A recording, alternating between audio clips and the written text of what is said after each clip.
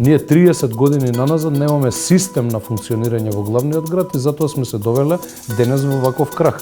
Многу е ефтина културата, но многу е скапо да имаш некултурен народ. Проблемот е во немањето во моментов на доволно политичка волја, нити во однос на проширувањето воопшто да влезе квалификуваното мнозинство во сите меѓучекори, нити пак во однос на Македонија.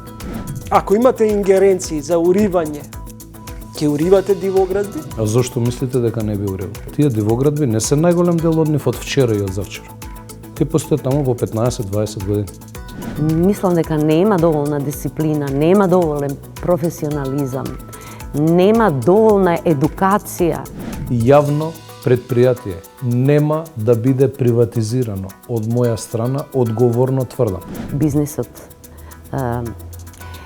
е коруптиран и тој исто така на лесен начин се правиш бизнесмен. Надлежните институции треба да дадат информации за тоа кои се елементите врз кои што се дошло до заклучок дека сме напад на хибриден напад и каков. Гледајте го новото издание на Трилинг вечерва 20 часот и 45 минути.